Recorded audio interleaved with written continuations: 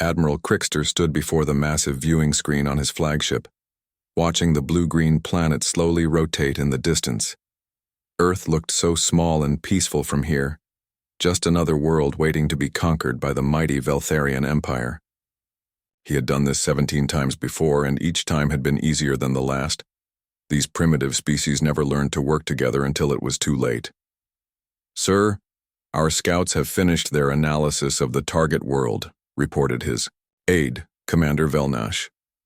The young officer held a data tablet filled with information about Earth's defenses, or rather, the complete lack of them. Crickstar took the tablet and scrolled through the intelligence report with growing amusement. The third planet of this solar system was divided into nearly 200 separate nations, all fighting each other over pieces of land and resources. Their most advanced weapons were crude nuclear bombs that could barely crack a moon's surface. Their space technology was laughable. They had barely managed to put a few tiny stations in orbit around their world. "Look at this," Crickstar said, pointing to images of Earth's surface. "They still use chemical fuel to launch their primitive rockets. Half their world doesn't even have proper energy distribution systems. Some areas are still using fossil fuels while others fight over clean water sources." The bridge crew gathered around their admiral, all of them chuckling at the pathetic sight. These humans had somehow managed to split a single world into hundreds of competing factions. They spent more time fighting each other than developing any real defenses against outside threats. "Their largest military forces can't even cooperate with each other," continued Crickstar. "The reports show that their so-called superpowers are constantly threatening war against one another. They've never faced a real enemy from space, so they have no idea what's coming."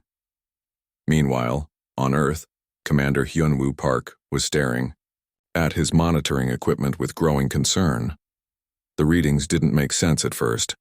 Massive energy signatures appearing at the edge of the solar system, moving inward at incredible speeds. His monitoring station, hidden deep beneath the mountains of South Korea, was one of 50 such facilities scattered across the globe.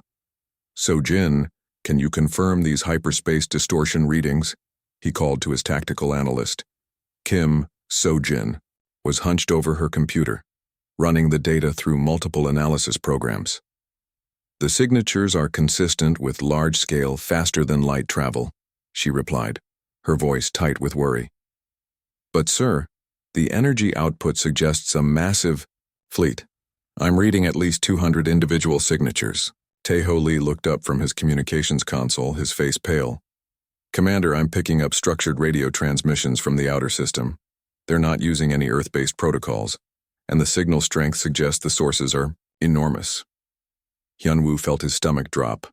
This was the moment they had all been trained for.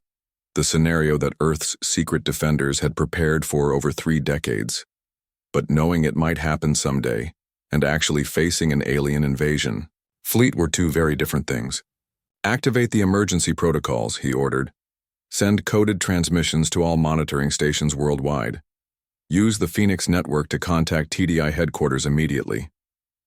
The Phoenix Network was humanity's most closely guarded secret, a quantum communications system that connected every major government and military installation on Earth. For 30 years, the world's nations had maintained the illusion of constant conflict while secretly working together to prepare for exactly this moment. Back on the Veltharian flagship, Admiral Crickstar was reviewing the final invasion plans with his staff. The strategy was simple because it had never failed before. First, they would broadcast a surrender demand to the primitive world below.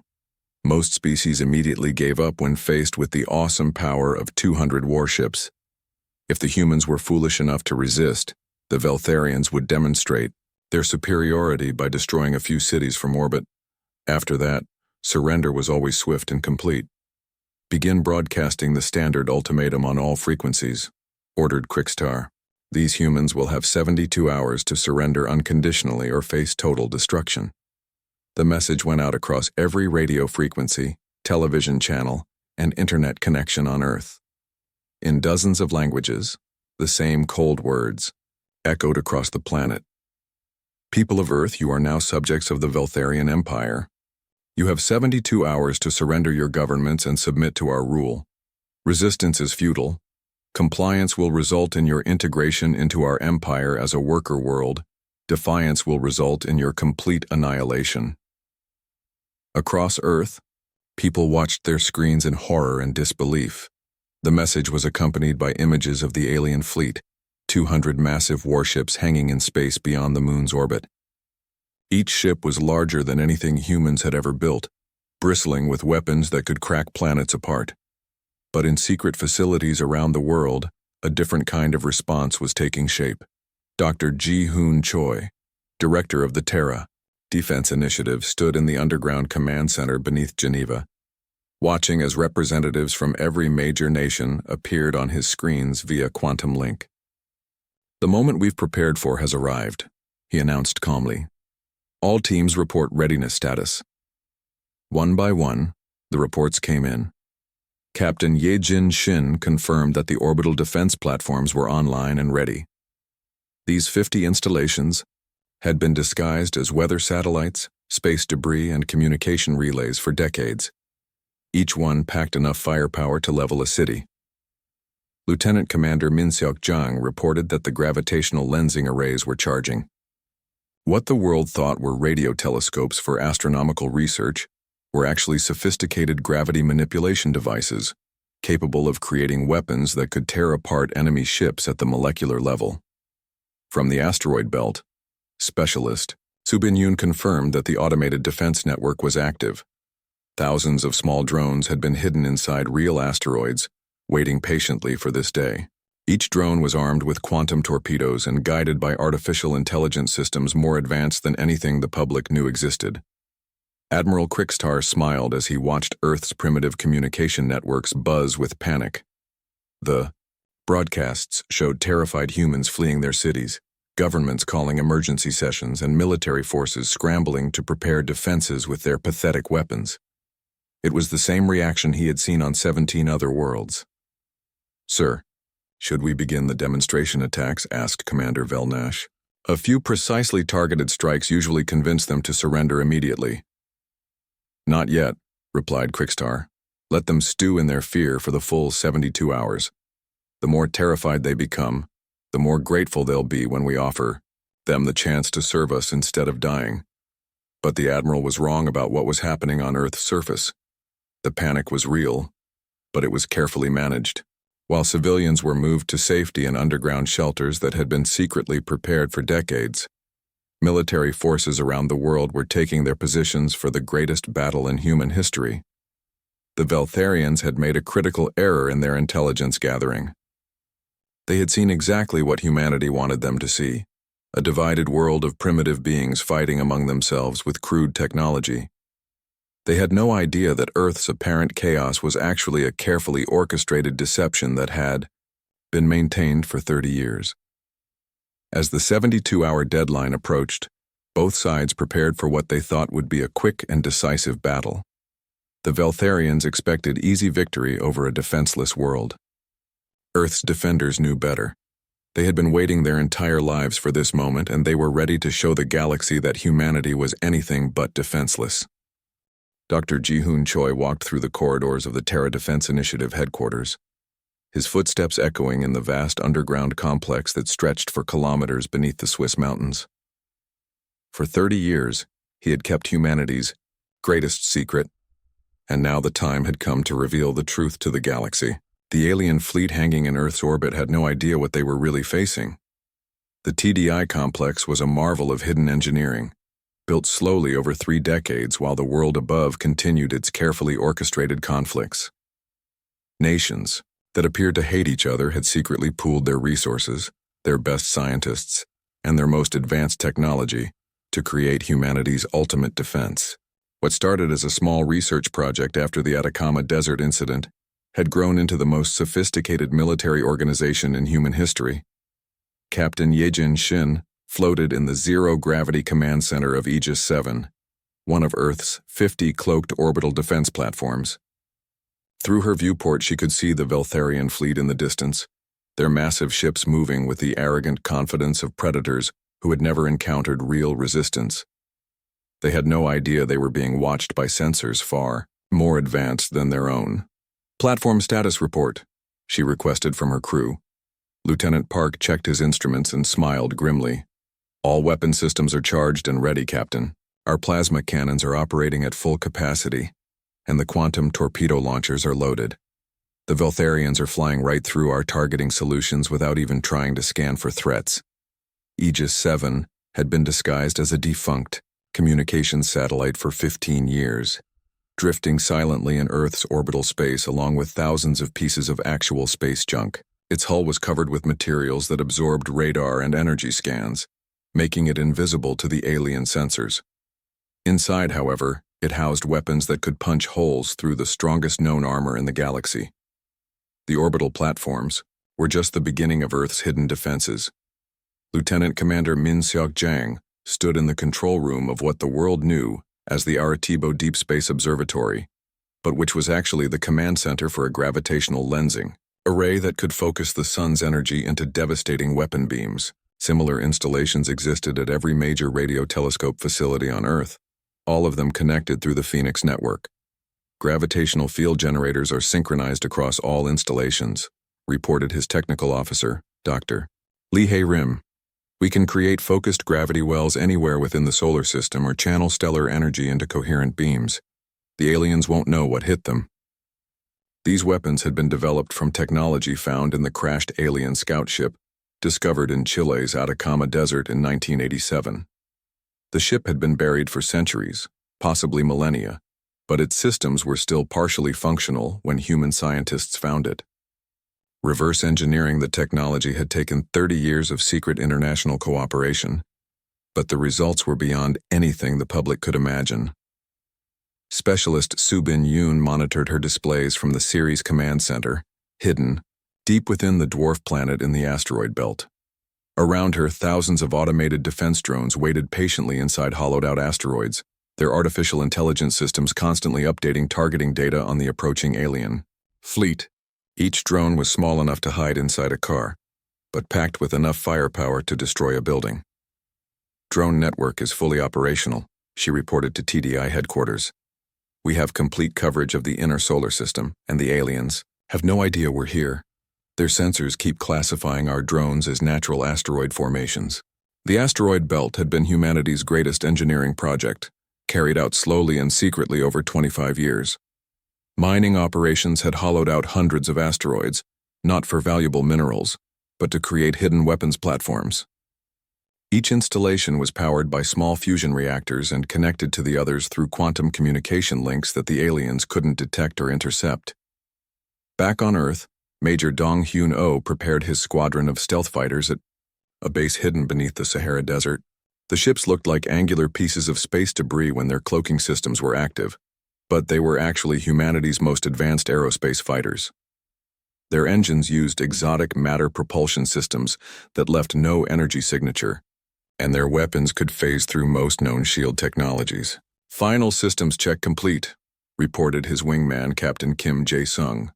All fighters are ready for launch. The aliens won't see us coming until we're right on top of them. These fighters had been designed specifically to counter the Veltharian Empire's standard battle tactics, based on intelligence gathered from the 17 worlds they had conquered. Earth's agents had spent decades infiltrating alien-controlled space, studying their enemies' strengths and weaknesses. The Veltharians were powerful, but they had grown overconfident from too many easy victories. In the deepest levels of the TDI, complex Dr. Hirim Nam's research team made final adjustments to their most secret project, a complete analysis of Veltharian technology and tactics based on captured data from their conquered worlds. They had studied every battle, every surrender, every tactical decision the alien empire had made over the past century. Their standard approach is always the same, she explained to the assembled military commanders. They rely on overwhelming firepower and psychological intimidation. They've never faced an enemy that could match their technology, so they've never developed sophisticated battle tactics. Their formations are designed for maximum visual impact, not tactical efficiency. This intelligence was Earth's greatest advantage. While the Veltharians saw a primitive world divided against itself, humanity had actually achieved something unprecedented in galactic history: total planetary unity in the face of external threat. Every major government on Earth was part of the TDI, sharing technology and resources without regard for traditional national boundaries. Commander Hyunwoo Park received the final confirmation codes from TDI headquarters as the 72-hour deadline approached. Around the world, similar monitoring stations were completing their preparations. The global defense network that humanity had built in secret was finally ready for its first and most important test. Communications Officer Tae-ho Lee monitored the alien fleet's transmissions, using quantum decryption systems to intercept and decode their internal communications. What he heard confirmed everything Earth's intelligence services had predicted. "They're planning a standard intimidation bombardment," he reported.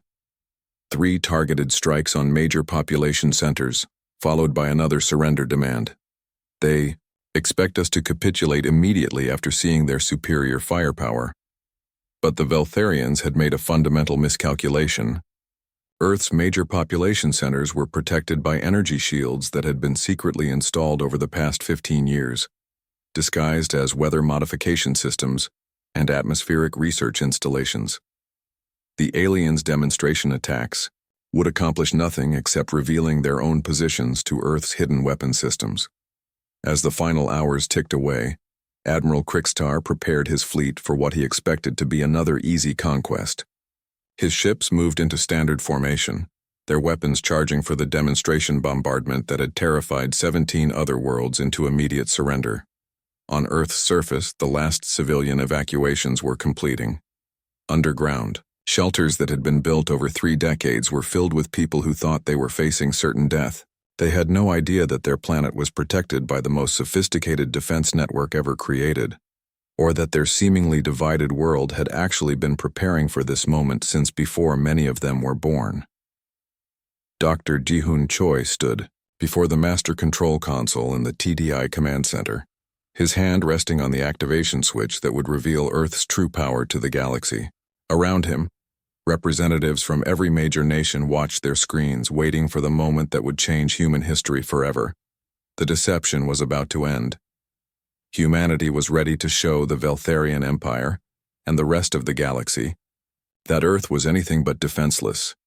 The aliens thought they were attacking a primitive world of scattered tribes with crude weapons. Instead, they were about to face the most technologically advanced and tactically prepared civilization they had ever encountered. The 72 hours were almost over and the real battle was about to begin. The Veltharian fleet crossed the heliopause with the confidence of conquerors who had never known defeat. Admiral Krikstar stood on his bridge, watching the third planet grow larger on his screens as his 200 warships moved into attack formation. In exactly 60 seconds, they would begin the demonstration bombardment that had brought 17 other worlds to their knees. "All ships report ready for firing sequence," announced Commander Velnash. "Target coordinates locked on the 3 largest population centers. Energy levels at maximum charge." Krikstar smiled with satisfaction. The humans had ignored their surrender ultimatum, just as he had expected. These primitive beings always thought their crude weapons could somehow protect them from the might of the Veltharian Empire. They would learn otherwise in the next few minutes, and then they would beg for the mercy of slavery instead of annihilation. But as the alien fleet moved past the orbit of Earth's moon, something happened that had never occurred in the Empire's long history of conquest. The empty space around them suddenly erupted with coordinated weapons fire from directions they hadn't even known to scan. Brilliant beams of plasma energy and streams of railgun projectiles converged on their ships from dozens of hidden positions. Captain Yejin Shin gave the order from Aegis 7 as her targeting systems locked onto the alien flagship. "All platforms commence firing. Show them what Earth really thinks of their ultimatum." 50 cloaked orbital platforms suddenly dropped their disguises and opened fire simultaneously.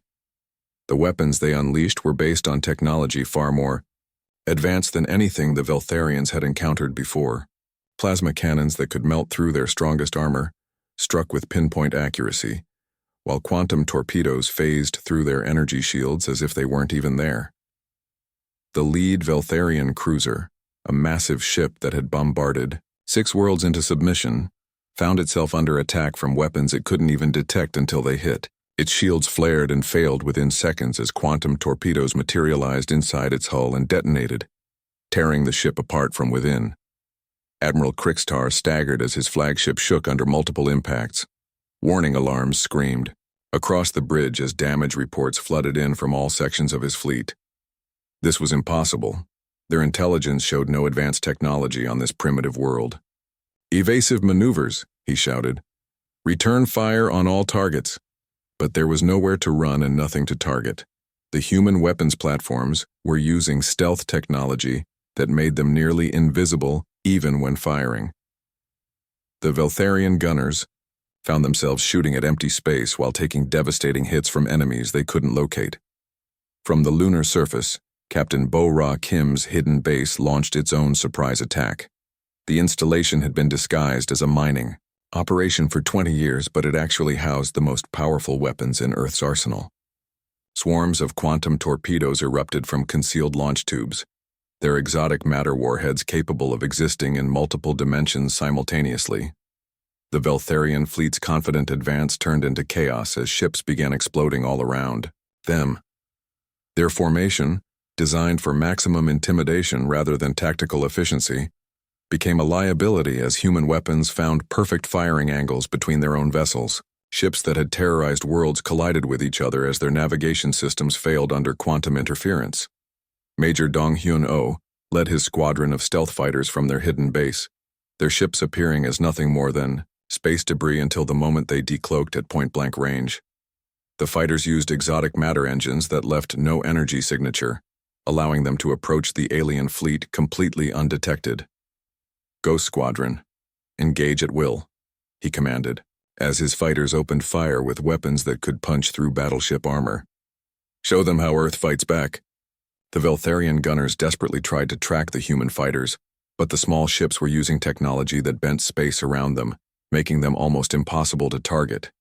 They struck like phantoms, appearing just long enough to deliver devastating attacks before vanishing back into apparent nothingness. In the asteroid belt, Specialist Subin Yoon activated the automated defense network that had been waiting patiently for this moment. Thousands of small drones emerged from their hiding places inside hollowed-out asteroids, their artificial intelligence systems coordinating a swarm attack that overwhelmed the alien fleet's ability to respond. Each drone was equipped with quantum torpedoes and guided by AI systems that could predict enemy movements better than organic minds. They struck from every direction at once, too small and numerous for the Veltharian ships to target effectively, but each carrying enough firepower to cripple a cruiser.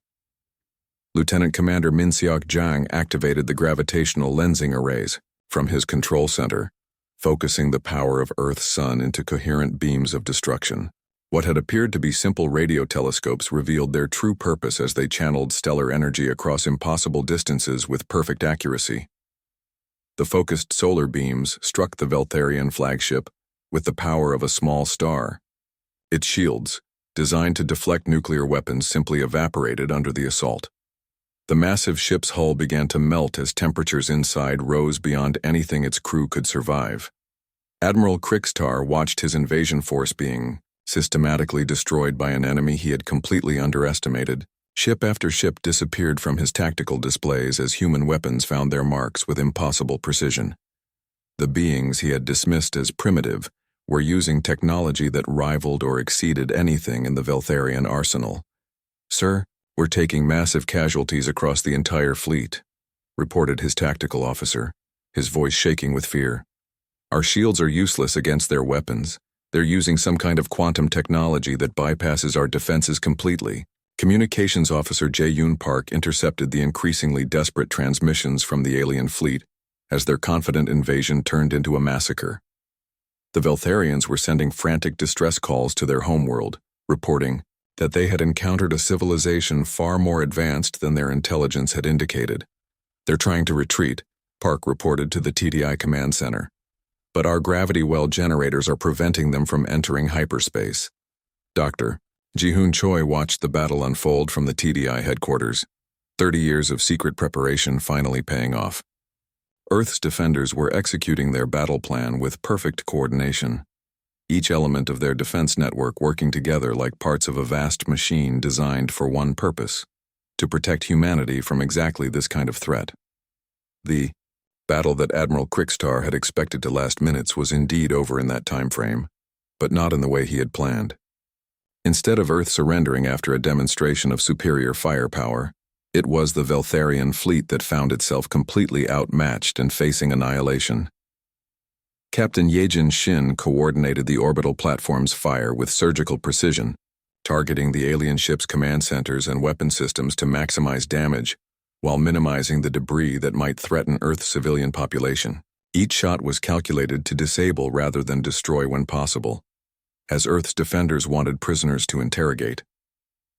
The surviving Veltharian ships tried desperately to form defensive formations, but their crews had never trained for this kind of battle. They had grown soft from too many easy conquests against primitive civilizations. Facing an enemy that matched their technology and exceeded their tactics, they found themselves helpless. Major Dong Hyun-oh's fighters danced between the alien ships, their exotic matter weapons cutting through armor like tissue paper. The Veltharians' return fire was poorly coordinated and easily evaded by pilots who had trained their entire careers for this exact scenario. In less than 60 seconds, the mighty Veltharian invasion force had been reduced to burning wreckage and disabled hulks. The empire that had conquered 17 star systems without resistance had lasted exactly 1 minute against Earth's hidden defenses. Their demonstration bombardment had never been fired. Their surrender demands had been answered with overwhelming force. Admiral Crickstar found himself aboard a crippled flagship, surrounded by the remains of what had been the most powerful fleet in Veltharian history. His crew was dead or dying, his ships were destroyed or disabled, and his empire's reputation for invincibility had been shattered in the space of a single minute. As emergency systems failed throughout his ship, the Admiral realized that humanity had taught the galaxy a lesson that would never be forgotten. The beings they had thought were defenseless primitive creatures were actually the most formidable military power the galaxy had ever seen, and Earth was no longer hiding its true strength from anyone. Colonel In-ho Kang stood in the command center of Earth's most classified military installation, watching the tactical displays show the complete destruction of the Veltharian invasion fleet. But destroying the alien attackers was only the first phase of Operation Retribution, a plan that had been in development for decades. Earth was about to show the galaxy that humanity didn't just defend itself, it struck back.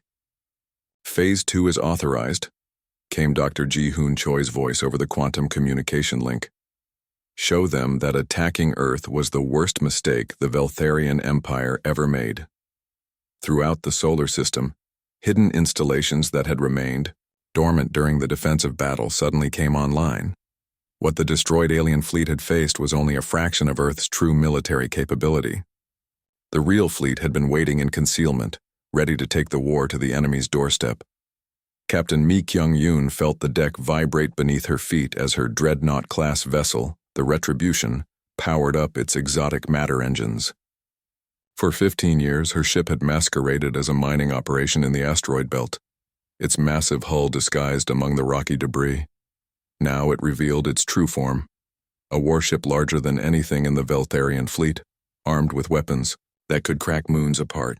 "All systems operational, Colonel," she reported. "The hidden fleet is ready to deploy." Around her ship, dozens of other vessels emerged from their concealment throughout the solar system. They had been hidden in asteroid fields, behind gas giant moons, and even within the rings of Saturn itself. Each ship was a masterpiece of human engineering, built with technology reverse-engineered from the alien crash site and improved upon by 30 years of secret research. The Veltharian survivors were trying desperately to escape the solar system, their damaged ships limping toward the outer planets where they hoped to reach minimum safe distance for hyperspace jumps. But Lieutenant Colonel Seong-min Kim had other plans for them. "Gravity well generators at full power," he announced from his control station on Europa. "Let's see how they like being trapped in the same system they came to conquer." Massive gravitational distortions erupted throughout the outer solar system, creating artificial gravity wells that prevented faster-than-light travel. The fleeing Veltharian ships found themselves caught in invisible snares, their escape routes cut off by technology that manipulated the very fabric of space itself. Admiral Crickstar, barely alive on his crippled flagship, watched in growing horror as more human ships appeared from seemingly empty space. Each vessel that emerged was larger and more heavily armed than the last, their designs unlike anything in his empire's databases. These weren't the crude ships his intelligence had expected from a primitive civilization. They were technological marvels that made his own fleet look obsolete. Dr. Nam's research team had spent decades studying every aspect of Veltharian technology and tactics, learning from the experiences of 17 conquered worlds. They had identified every weakness in the alien empire's military doctrine, every flaw in their ship designs, every mistake they had made during their campaigns of conquest. Target their hyperspace navigation systems first, she advised the human fleet commanders. Without those, they can't call for reinforcements or retreat to their home systems. Then disable their communication arrays so they can't warn other Veltharian forces about our capabilities. The human fleet moved with precision that shocked the surviving aliens. These weren't random attacks by a desperate defender. They were calculated strikes by a military force that understood exactly how to defeat Veltharian technology. Each shot was placed with surgical accuracy, disabling specific systems while leaving the ships intact enough for capture and interrogation. Captain Yejin Shin led a boarding party onto one of the disabled alien cruisers, her team equipped with powered armor that incorporated the best of human and alien technology. The Veltharians they encountered inside were demoralized and broken, unable to understand how their mighty empire had been so completely outmatched.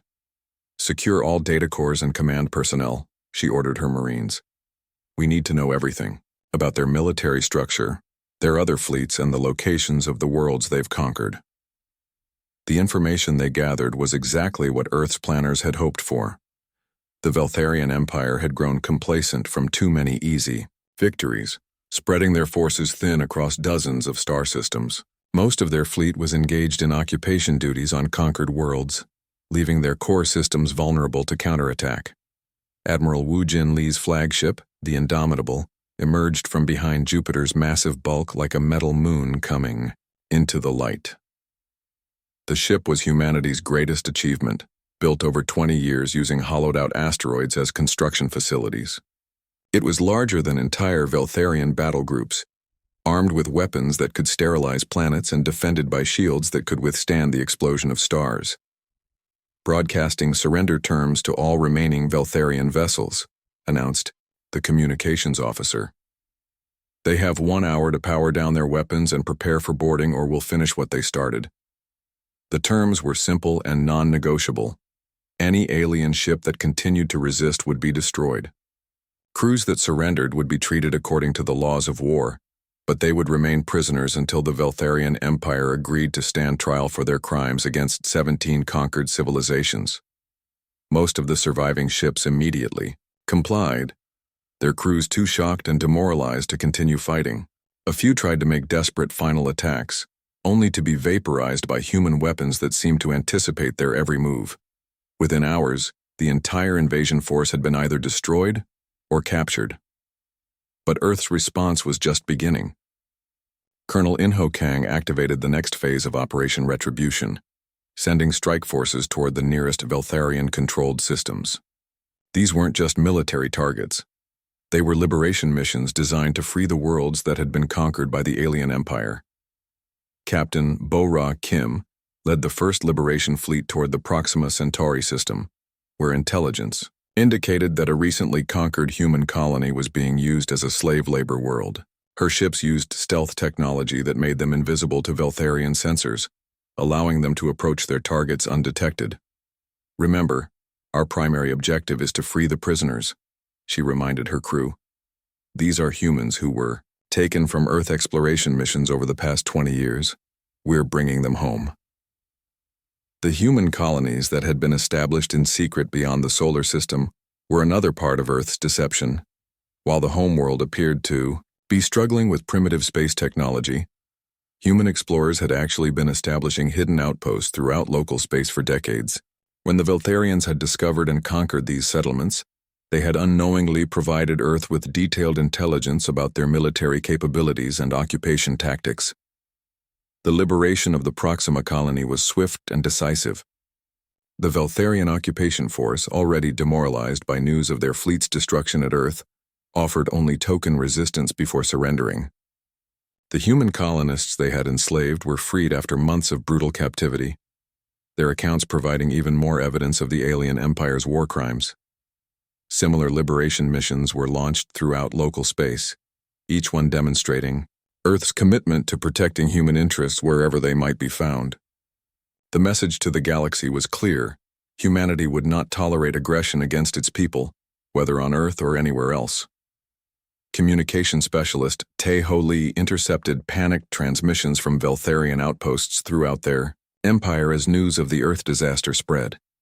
Military commanders were calling for reinforcements, colonial governors were reporting slave uprisings, and civilian populations were demanding to know how their invincible empire had been defeated by a single primitive world. "They're in complete chaos," he reported to TDI headquarters. "Their military command structure is breaking down as word spreads about what happened here. Some of their subject worlds are already declaring independence." The psychological impact of Earth's victory was spreading faster than any physical assault could have achieved. The Veltharian Empire's reputation for invincibility had been built over centuries of easy conquests, and its destruction in a single battle had shattered the fear that kept their empire together. Dr. Ji-Hoon Choi watched the tactical displays, showing human forces advancing into former Veltharian territory, liberating world after world from alien occupation. The plan that had been conceived 30 years ago was working perfectly.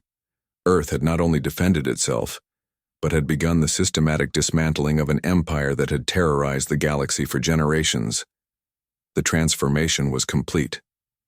In less than a day, Earth had gone from an apparently defenseless target to the dominant military power in local space, leading a coalition of liberated worlds against their former oppressors. The galaxy would never again make the mistake of underestimating humanity. Commander Yoon Seo Park stood before the quantum communication array in Earth's new diplomatic headquarters, preparing to broadcast a message that would reshape the entire galaxy.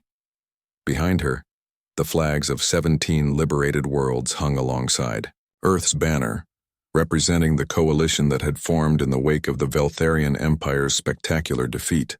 The message she was about to send would reach every corner of former Veltharian space, carrying terms that were as generous as they were firm. Any world that had been conquered by the Empire was welcome to join the new Galactic Liberation Coalition. Any Veltharian military unit that surrendered peacefully would be treated according to the laws of war. But any force that continued to oppress conquered populations would face the full might of Earth's military machine. "Broadcasting on all frequencies," announced her communications technician. "The signal will reach the Veltharian homeworld in approximately 6 hours. The message began with footage of the 1-minute battle that had destroyed the Veltharian invasion fleet, serving as a demonstration of Earth's military capabilities. But it continued with something far more powerful: testimonies from freed slaves on 17 different worlds, all speaking of their hope for a galaxy where conquest and oppression were things of the past. On SciFiPrime, the Empire's ruling council watched the broadcast in stunned silence. The world that they had dismissed as a collection of primitive tribes was now dictating terms to them, backed by military technology that made their own forces look like children playing with toys. Worse still, their subject worlds were already beginning to rebel, inspired by humanity's stunning victory. "How did we miss this?" demanded Supreme Chancellor Vex Thule, his voice shaking with rage and fear. "Our intelligence services reported that Earth was divided and defenseless." His military advisors had no answers. The human deception had been so complete, so carefully maintained for so long that even their best agents had been fooled. Earth had appeared to be exactly what the Veltharian Empire expected to find: another primitive world ripe for conquest. The truth had remained hidden until the moment it was too late. Captain Haewon Jung stood on the bridge of Earth's first official embassy ship as it approached the Centauri system, where former Veltharian slaves were establishing their own provisional government. Her mission was to offer them membership in the growing coalition of liberated worlds, along with technological assistance and military protection. "The Centaurians are requesting immediate diplomatic relations," reported her first officer. They want to formalize their membership in the coalition as soon as possible. The enthusiasm with which former slave worlds were joining the coalition surprised even Earth's planners. For generations, these civilizations had lived under Veltharian oppression, their resources stolen and their people enslaved. Now they had been offered something they had never dared hope for: genuine freedom and protection from a power that could back up its promises. Dr. Ji-Hoon Choi walked through the halls of what had once been humanity's most secret installation, now transformed into the headquarters of the Galactic Liberation Coalition. Representatives from dozens of worlds worked alongside human officials, planning the reconstruction of a galaxy that had been scarred by centuries of imperial brutality. The integration of so many different civilizations was proceeding more smoothly than anyone had expected. Earth's 30 years of secret preparation had included extensive studies of alien cultures and languages, based on intelligence gathered from the Atacama crash site and subsequent covert operations. Humanity was ready to lead, not just because of its military strength, but because it understood the diverse peoples it was now protecting. President Chan Woo-on prepared for the most important speech in human history as he stood before the United Earth Assembly, ready to reveal the truth that had been hidden for 3 decades. Every major leader on the planet was present, along with representatives from the liberated worlds who had come to witness this historic moment. "Citizens of Earth," he began, his voice carrying across every communication network on the planet. "For 30 years your governments have maintained a necessary deception. While the world appeared divided by conflicts and competition, we were actually united in the greatest undertaking in human history, the preparation for the day when we would face threats from beyond our world."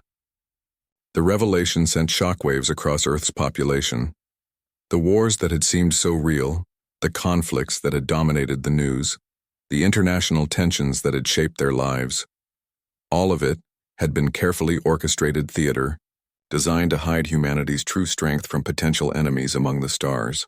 Today, Earth stands not as a divided world of competing nations, but as the leader of a galactic coalition dedicated to freedom and justice, continued the president. The age of hiding is over. Humanity takes its place among the stars not as conquerors, but as liberators. The response from Earth's population was overwhelming. Instead of anger at being deceived, most people felt pride at their species' incredible achievement. The revelation that their seemingly chaotic world had actually been working together, in secret for decades, inspired a sense of unity that transcended old national boundaries. Captain Mi Kyung-yoon received new orders as her dreadnought prepared for its next mission. Earth's rapid success in dismantling the Veltharian Empire had created a power vacuum that needed to be filled carefully. Her ship would lead a task force to establish security in the former Empire's core systems, ensuring that the transition to freedom proceeded peacefully. Intelligence reports indicate that several Veltharian military commanders are considering surrender, her tactical officer announced. But there are still hardliners who believe they can reconquer their lost territories. Those hardliners would soon learn the same lesson as Admiral Krikstar's invasion fleet. Earth's military doctrine was based on swift, decisive action that left no room for doubt about the outcome. Any Veltharian force that chose to continue fighting would be destroyed with the same overwhelming efficiency that had characterized the defense of Earth. Lieutenant Colonel Seong-min Kim coordinated the establishment of quantum communication networks, linking all the liberated worlds to Earth's command structure. The technology that had once been humanity's most closely guarded secret was now being shared freely with their allies, creating a galactic-scale communication system that made old-fashioned hyperspace messages obsolete. The new network allowed for real-time coordination across hundreds of light-years, enabling the coalition to respond instantly to any threats or emergencies. It also facilitated cultural and scientific exchange between worlds that had been isolated under Veltharian rule, beginning a renaissance of knowledge and creativity that spread throughout liberated space. Dr. Yoon-Young Lim published her final report on the Veltharian conflict, analyzing the factors that had led to the Empire's rapid collapse. Her conclusions were both a warning and a promise, a warning to any future aggressors about the dangers of underestimating their opponents, and a promise to the galaxy that Earth would continue to stand guard against tyranny. The Veltharian Empire's greatest weakness was not their technology or their tactics, she wrote. It was their arrogance. They believed that apparent strength was the same as real strength, and that surface appearances revealed underlying truth. They saw what humanity wanted them to see, and it cost them everything. The report became required reading at military academies throughout Coalition space, a reminder that victory often belonged not to the strongest, but to the best prepared. Earth's triumph had been achieved not through superior firepower alone, but through superior planning, intelligence, and the ability to maintain a crucial deception for exactly as long as necessary. As the first year of the post-Veltharian era drew to a close, the galaxy had been transformed beyond recognition. Worlds that had been slave colonies were now independent nations. Trade routes that had been controlled by imperial decree were open to all, and technologies that had been hoarded by the Empire were being shared for the benefit of everyone. The Galactic Liberation Coalition had grown to include over 50 worlds, each contributing their unique strengths to the common defense. Earth remained the Coalition's military leader, but it shared power willingly with its allies, creating a truly democratic galactic government for the first time in recorded history. Admiral Crickstar, now a prisoner on Earth awaiting trial for war crimes, spent his days trying to understand how his empire had been defeated so completely. The humans who guarded him were polite but firm, treating him with more dignity than he had shown to any of his victims. It was perhaps the cruelest punishment of all, being shown the kind of civilization that the galaxy could have been if his empire had never existed. The age of galactic empires built on conquest and oppression was over. In its place stood something new. A coalition of free worlds protected by the most formidable military force the galaxy had ever seen, led by a species that had turned apparent weakness into ultimate strength. Earth had not just defended itself against the Veltharian threat. It had used that threat as an opportunity to remake the entire galaxy according to the principles of freedom, justice, and mutual cooperation.